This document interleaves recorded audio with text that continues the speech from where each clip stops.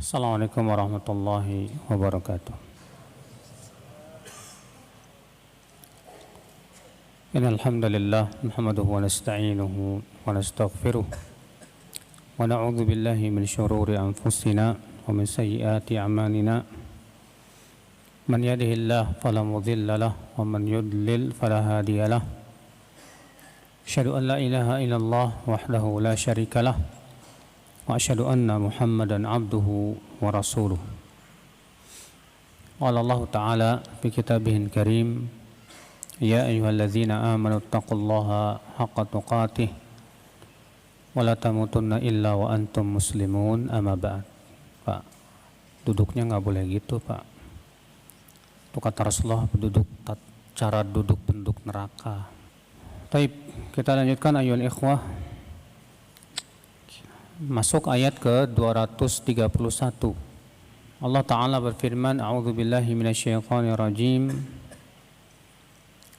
Wa idza talaqtumun nisaa fabalagna ajalahunna faamsikuhunna bima'rufin aw sarrihuhunna bima'ruf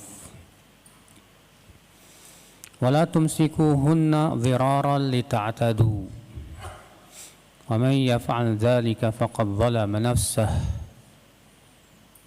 ولا تتخذوا آيات الله هزوا واذكروا نعمة الله عليكم وما أنزل عليكم من الكتاب والحكمة يعظكم به واتقوا الله واعلموا أن الله بكل شيء عليم. Allah berfirman, wa idza talaqtumun nisa, dan apabila kalian mentalak wanita, maksudnya istri-istri kalian. Sini ya umum ya untuk semua suami yang mentalak istrinya. Fabalagna ajalahunna,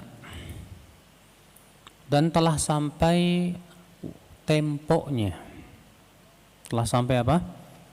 Temponya, artinya telah selesai masa iddahnya. Dan sudah kita jelaskan bahwa masa iddah wanita yang ditalak berapa? 3 kali haid.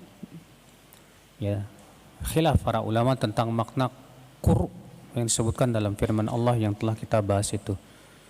Salasata quru'.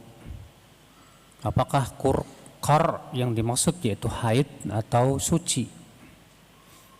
Dan sudah kita sebutkan bahwa yang rajih adalah bahwa yang dimaksud dengan quru jamak dari qar artinya haid. Ya, 3 kali apa? Haid. Ini bagi wanita yang berhaid. Adapun bagi wanita yang sudah tidak berhaid yang disebut dengan apa? Menopause, maka pada waktu itu ya 3 bulan. Adapun untuk wanita yang hamil, maka masa iddahnya sampai melahirkan. Ya. Allah mengatakan, wa idza talaqtumun nisa, apabila kalian mentalak istri-istri kalian, fabalagna ajalahunna, dan telah sampai temponya. Ya, telah selesai masa iddahnya.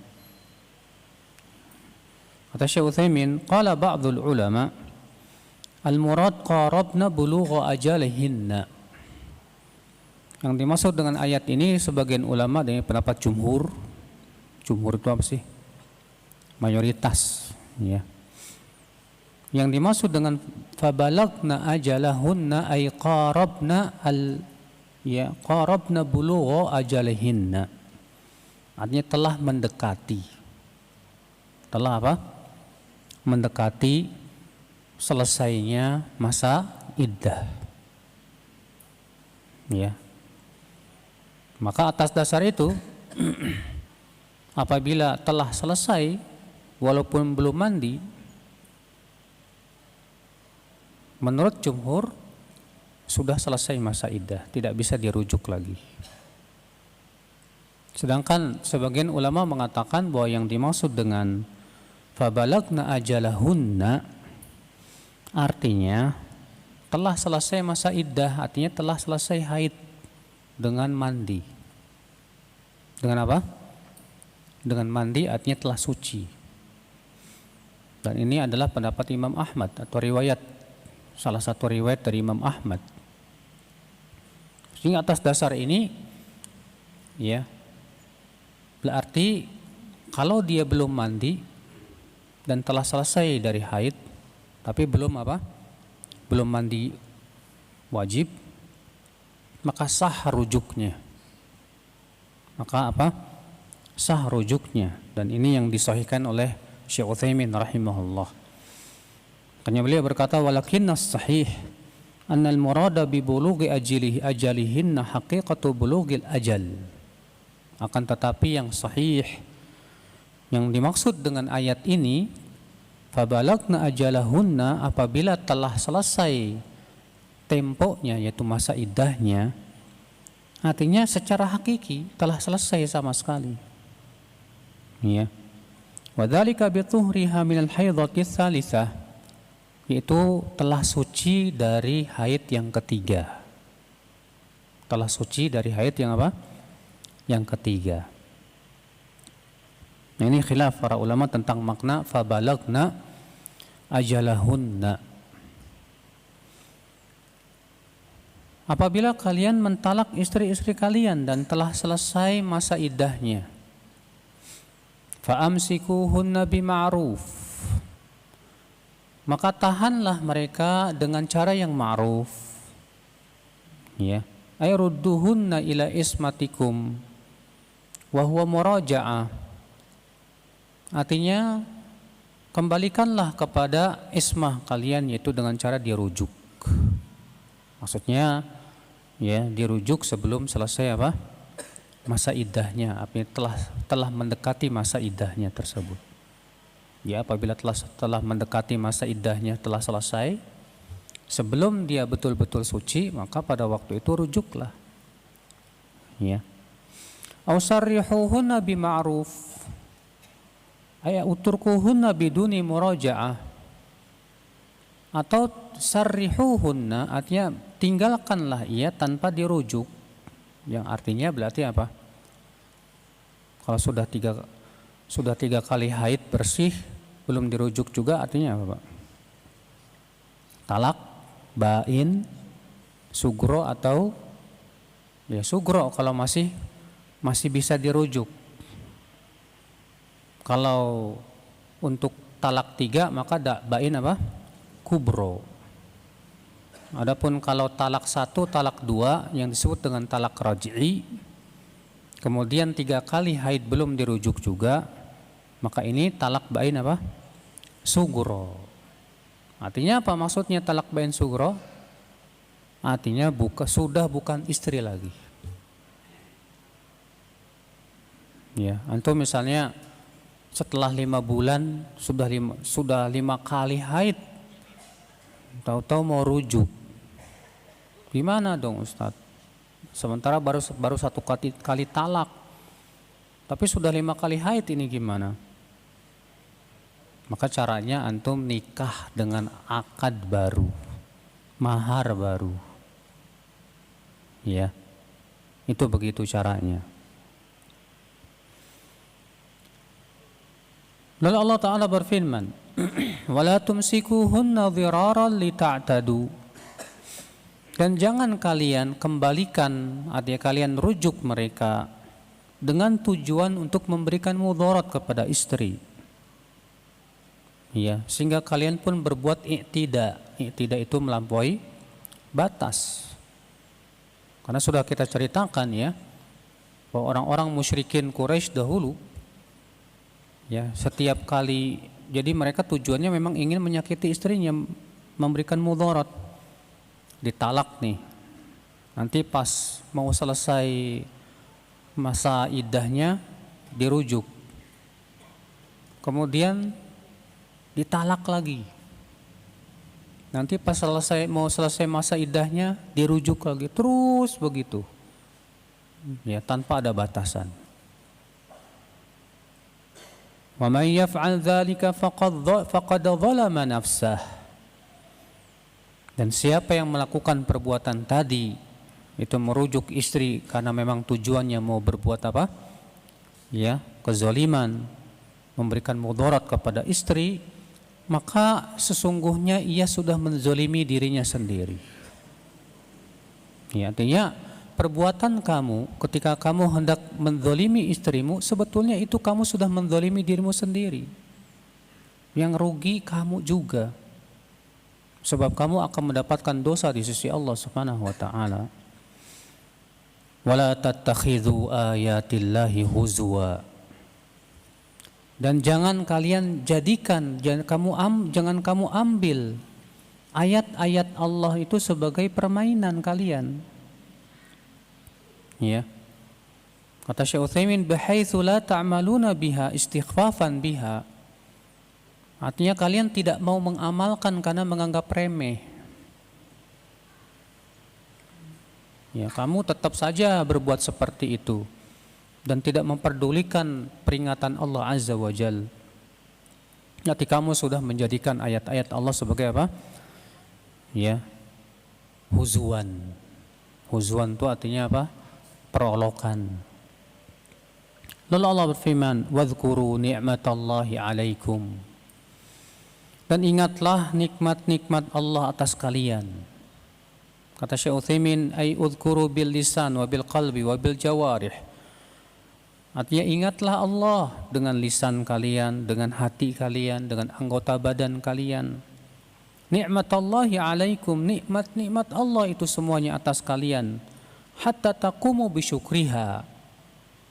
Sehingga kalian pun mensyukuri nikmat Allah Subhanahu wa taala tersebut. Fa innal ghaflata an dzikrin ni'am sababun li adami syukur. Karena kita melupakan nikmat-nikmat Allah itu, kata beliau, sebab yang menyebabkan kita tidak mensyukuri nikmat Allah Subhanahu wa taala. Dan kata-kata nikmat Allah di sini berbentuk apa? Tunggal yang diidhofahkan kepada Allah. Dan ini adalah disebut dengan isim mufrad. Ya, isim mufrad, apakah kalau diidhofahkan itu mempunyai makna umum atau tidak? Yang sahih bahwa isim mufrad kalau berbentuk mufrad dan itu termasuk jenis, maka itu maknanya umum. Dan ini termasuk jenis. Adapun kalau tidak termasuk jenis, maka itu maknanya tidak umum. Maknanya tidak apa? Umum. Ya. Allah berfirman, "Wadhkuru ni'matallahi 'alaikum." Dan ingatlah nikmat-nikmat Allah atas kalian itu. "Wa ma anzala 'alaikum minal kitab." Dan apa yang Allah turunkan kepada kalian dari kitab suci Al-Qur'an ini. Wal hikmah, dan hikmah yaitu hadis sunnah. Ini kata-kata hikmah dalam Al-Quran, Pak, itu sering kali maknanya dalam Al-Quran artinya sunnah.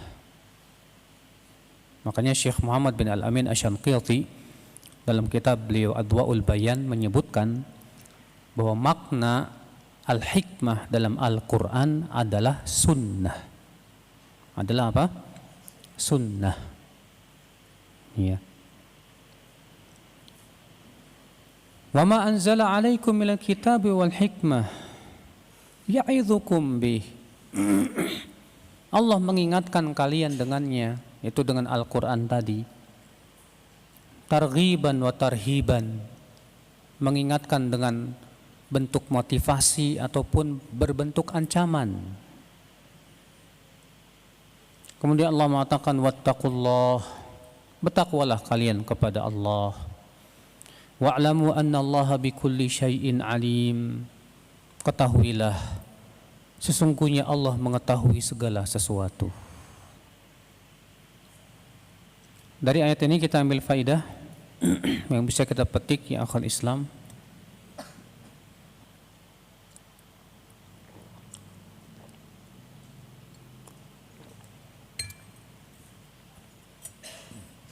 Faedah yang pertama, anna likulli talaqin ajala, bahwa talak itu ada masa iddah, masa tempo.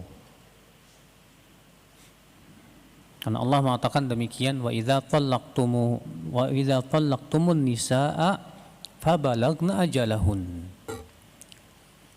Apabila kalian mentalak istri-istri kalian dan telah sampai ajalnya, yang dimaksud dengan ajal yaitu apa? Masa iddah. Dan di dalam ayat ini Pak, bentuknya mujmal. Apa itu mujmal? Mujmal artinya tidak dijelaskan. Iya. Allah hanya mengatakan bahwa apabila telah sampai ajalnya, dan Allah tidak menyebutkan ajalnya berapa. Tapi dalam ayat yang lain, dalam surat Al-Baqarah juga yang telah lewat di ayat 228, ya, Allah menyebutkan bahwa ajalnya itu adalah thalathata quru. Dalam firman Allah, wal mutallaqatu yatarabbasna bi anfusihinna thalathata quru. Dan wanita-wanita yang ditalak hendaklah mereka menunggu diri mereka selama 3 kali haid. Ya, dan Al-Quran tuh demikian Pak. Terkadang di satu tempat disebutkan secara global, mujmal. Tapi dalam tempat yang lain disebutkan secara mufassal, diberikan perincian. Apa faidahnya? Kenapa Allah sebutkan dalam satu tempat mujmal, yang satu tempat lagi apa? Mufassal. Kata Syekh Utsaimin rahimahullah, wa faidatul ityan bil ijmal thumma tafsil annahu idza warada an-nasu mujmala fa inna an-nafsa tatatalla'u ila ma'rifati dzalikal mujmal. Bahwa kalau ada dalil yang sifatnya mujmal, apa tadi mujmal itu? Belum jelas, masih global. Biasanya jiwa kita itu ada semangat ingin tahu apa sih perinciannya gitu loh. Ketika disebutkan telah sampai ajalnya, apa sih ajalnya? Nah, di situ ada apa? Semangat, jadi penasaran gitu, Pak. Fayakunu fi dzalika syiddatul ishtiyaq ilal ilm, supaya apa? Supaya muncul rasa rindu kita kepada ilmu.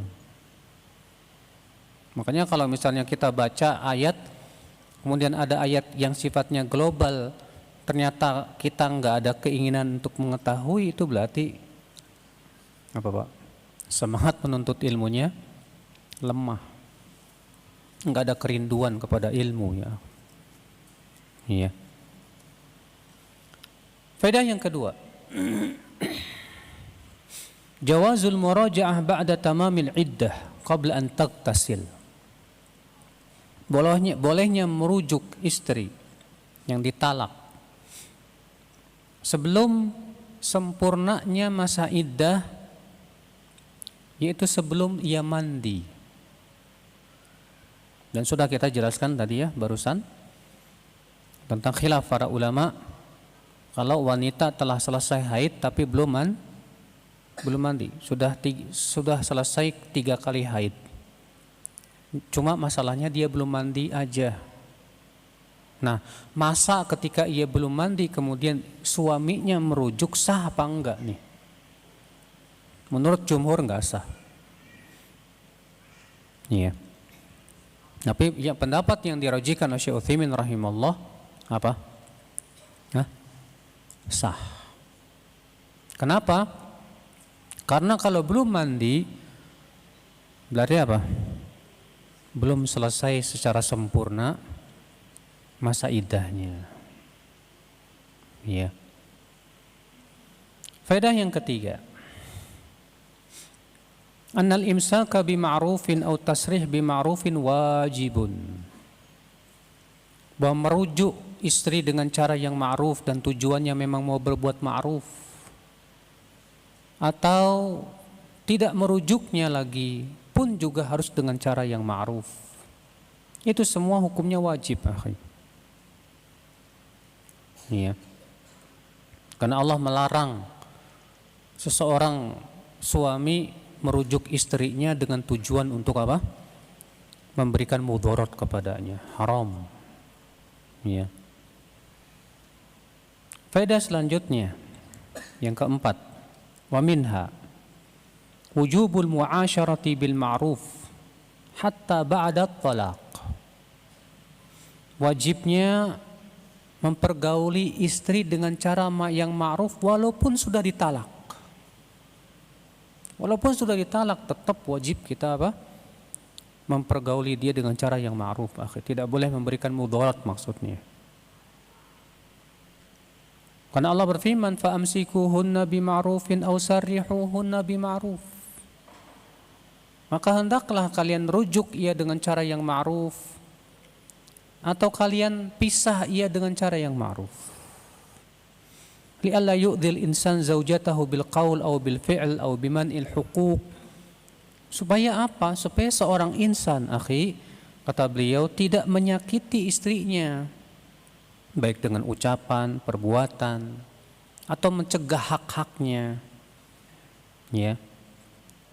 Wa mimma huwa ma'rufun anna ma yajri bainal azwaj ahyanan minal musyahanah wa di'a az-zawj ma yakunu li zawjatihi minal amti'ah allati a'taha iyyaha fil mahar. Karena kata beliau biasanya perceraian yang terjadi antara suami istri itu akibat apa? Pertengkaran. Akibat apa? Pertengkaran. Lalu kemudian akhirnya terjadi saling mengklaim. Ya, si suami mengklaim bahwa ini hartanya, si istri mengklaim ini hartanya. Maka Allah Subhanahu wa taala mengingatkan di sini bahwa walaupun kamu sudah mentalak dia, tetap kamu tidak boleh memberikan mudarat kepada dia. Tetap kamu harus punya akhlak kepada dia. Subhanallah, lihat betapa agungnya Islam. Ya. Islam melarang kita menyikapi orang lain hanya sebatas dengan perasaan. Kebencian kita kepada istri kita yang sudah kita talak tetap tidak boleh menyebabkan kita berbuat apa? Kezoliman kepada dia. Tetap tidak boleh menyakiti dia. Masya Allah. Ya, betapa agungnya akhlak Islam dan betapa mulianya adab-adab Islam itu. Ya. Faedah yang selanjutnya yang kelima, wa minha inayatullah azza wa jal bi'ibadihi fi an yata'amalu bainahum bil ma'rufi sawa'un fi halil ittifaq aw fi halil ikhtilaf. Itu perhatian Allah kepada hamba-hambanya supaya mereka bermuamalah dengan cara yang ma'ruf. Ya. Baik dalam keadaan sedang bersepakat ataupun dalam keadaan sedang bercerai-berai. Lihat kalau kita kan kalau lagi bersatu padu, kita saling mencintai sih gampang aja ya. Berbuat ma'ruf kepada mereka yang kita sukai, yang hati kita bersatu dengannya, gampang Pak. Yang sulit itu kita berbuat ma'ruf kepada orang yang kita lagi berantem sama dia loh. Biasanya kalau udah berantem nih Pak, sekecil apapun kesalahan dia jadi besar di mata kita Pak. Ya Allah. Antum lihat saja di mana? Di Facebook. Ya. Terkadang kita lihat karena kebencian memang sudah dasarnya kebencian, ketika melihat ada kesalahan langsung dibesar-besarkan. Dibully rame-rame. Karena memang sudah ada dasar kebencian.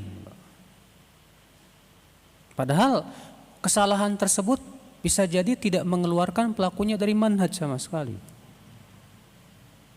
Bisa jadi karena kelalaiannya dan yang lainnya masih bisa diberikan udzur, 1000 udzur. Iya. Tapi masalahnya kebencian. Karena memang dari awal sudah enggak suka, ya udah. Kesalahan yang kecil tersebut dianggap besar sekali. Akhirnya dibuli rame. La haula wala quwata illa billah. Padahal akhi, hatta kepada orang yang kita tidak sukai, kita benci, kita disuruh bersikap adil akhi. Kita wajib bersikap insaf kepada dia. Tidak boleh zalim sama dia. Ya. Faedah selanjutnya, wa minha tahrimu imsakil mutallaqah aw muraja'atuha lil idrar biha. Haram merujuk istri dengan maksud tujuan untuk memberi mudarat. Haram. Enggak boleh. Ya, kalau sudah niatnya seperti itu haram. Wa minha, faidah selanjutnya yang ketujuh, anna kulla man amala akhahu dhiraran fahuwa mu'tadin. Bahwa setiap orang yang bermuamalah dengan saudaranya dengan tujuan memberi mudarat, maka sungguh ia telah melampaui batas. Fala yahillu li ahadin an yu'amil akhahul muslim ala wajhil mudarrah. Maka tidak halal kita bermuamalah dengan seseorang, ya akhi, seorang muslim, untuk memberikan mudarat kepada dia. Antum ngutang sama teman, tapi di dalam hati nggak ada niat buat mengembalikan, mudarat, zalim antum. Ya. Yang seperti ini tidak boleh. Faedah selanjutnya yang ke-8, wa minha annal mudarah udwan. Bahwa pemberian mudarat itu termasuk udwan. Ya. Apa itu udwan? Yaitu mengadakan permusuhan melampaui batas. Faedah yang ke-9, wa minha tahrimu dzulmil insan li nafsi. Haram seseorang insan menzalimi dirinya sendiri. Enggak boleh seorang hamba menzalimi dirinya sendiri, ya akhi. Dengan melakukan apa? Maksiat. Dengan tidak melaksanakan perintah-perintah Allah.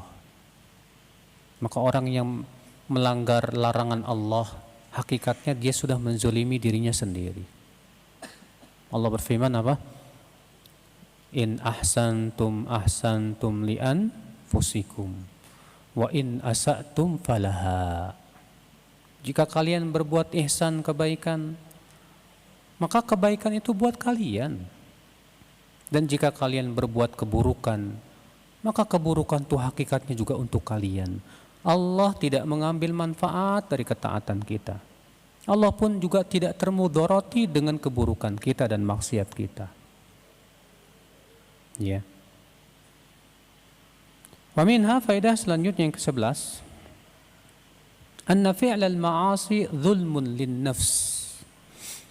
Bahwa melakukan maksiat itu hakikatnya menzalimi diri sendiri, Mas. Fala yaqulul insan ana hur af'alu ma asya wa asbir 'alal 'adab. Maka janganlah seseorang sekali-kali berkata begini, saya bebas, mau berbuat apa terserah saya. Nanti juga yang akan menerima adab juga saya sendiri. Saya bebas, kata dia. Hada khata, ini jelas ucapan yang sangat salah, ya akhi. Kenapa? Ya, karena jiwa kita ini, akhi, ada hak yang harus dipelihara. Itu diantaranya memelihara diri kita dari api neraka. Jangan sampai kita mencampakkan diri kita kepada api neraka, ya akhal Islam. Faedah yang ke-12, anna man zalama ghairahu bi'udwanihi alaihi faqad zalama nafsahu fil haqiqah. Orang yang menzalimi orang lain, sebetulnya dia sudah menzalimi dirinya sendiri juga. Lianna al-mazluma idza lam yatakhallas adh-dhalim min madhamati fid dunya fasawfa yu'khadhu min hasanati lil mazlumi fil akhirah. Sebab kalau antum berbuat zalim sama orang lain, ya, kalau ternyata di dunia ini orang yang dizalimi tidak bisa membalas kezaliman antum, dia kelak di hari kiamat akan minta kepada Allah qisas. Dan kita akan bayar dia dengan kebaikan-kebaikan dia. Itu yang mengerikan, Pak. Ya. Allah Ta'ala, Rasulullah SAW sabda apa? Atadruna manil muflis? Tahukah kalian siapa orang yang bangkrut itu? Kata para sahabat, al-muflisu fina man la dirhama lahu wala mata'. Orang bangkrut di antara kami, ya Rasulullah, itu yang ludes uangnya, ludes hartanya. Kata Rasulullah SAW, walakinnal muflis yaumal qiyamah. Akan tetapi hakikat orang yang bangkrut nanti pada hari kiamat, orang yang datang membawa pahala sholat, zakat, puasa, haji, ternyata dia sudah pernah memaki orang, ya, menampar orang, memukul orang, mengucurkan darah orang. Fayu'fa hadha min hasanatihi wa hadha min hasanatihi. Maka kemudian ia pun harus membayar kezaliman itu dengan amalan-amalan soleh dia yang dahulu ia lakukan di dunia, akhi. Fa in faniyat hasanatuh, kalau ternyata amal solehnya habis nih buat bayar kezaliman dia, dan ternyata yang dizalimi masih banyak, ukhidat min khatayahum, diambillah kezaliman dosa-dosa yang dizalimi itu dan ditanggungkan kepada yang menzaliminya. Tsumma turiha finnar, kemudian dibuang ia ke dalam api neraka. Ngeri, ya. Makanya hati-hati, Pak. Lisan. Kita alhamdulillah amalan soleh banyak, haji, umroh, sedekah, sholat tahajud, puasa. Gara-gara lisan, gibahin orang, ngebully orang, nyakiti hati orang. Gara-gara itu habis amal kita nanti di hari kiamat. Makanya kata Rasulullah SAW, innal abda la yatakallam bi kalimatin min sakhatillah la yulqi biha balan yahwi bihi fi nari jahannam 70 kharifa. Seorang hamba mengucapkan kata-kata yang ia anggap ringan, remeh, padahal itu tidak disukai oleh Allah. Gara-gara ucapan itu, kata Rasulullah SAW, dia masuk neraka 70 musim. Allahu Akbar. Ya. Kita lanjutkan akhwal Islam. Faedah yang ke-13. Igra'ul mukhatab bijtinabi dhulmi ghairihi. Igra itu tanbih, artinya peringatan ya, kepada orang lain untuk melakukan perbuatan yang ma'ruf, yang terpuji. Itu namanya igra, ya. Itu peringatan kepada orang yang sedang diajak bicara agar menjauhi berbuat zalim kepada orang lain. Ya anna zalim qad yadhunnu annahu muntasirun 'alal mazlum. Karena orang yang berbuat zalim bisa jadi ia punya prasangkaan kalau dia sedang membela diri, padahal ternyata dia sedang berbuat zalim. Makanya hati-hati, akhi. Jangan sampai membela dirinya kita berubah jadi zalim, Pak. Bisa enggak kita membela diri tapi akhirnya kita yang jadi zalim, Pak? Bisa banget. Contoh misalnya, kalau ada orang yang meledek antum dan mengatakan, "Hai anjing." Lalu antum marah. Lalu antum berkata, "Kamu bukan cuma anjing, babi, iblis." Nah, mungkin niat antum ingin membela diri, iya kan? Saya nggak terima saya disebut anjing, Pak. Kita katakan, akhi, masalahnya antum melebihi dia. Dia hanya mengatakan kepada antum anjing. Antum mengatai dia apa? Bukan cuma anjing, babi dan iblis gitu. Berarti yang lebih banyak dosanya siapa dong? Ya antum lah. Saat itu antum zalim. Jadi gimana dong? Allah mengatakan wa jazaa'u sayyi'atin sayyi'atum mithluha. Balasan keburukan dengan keburukan yang sama.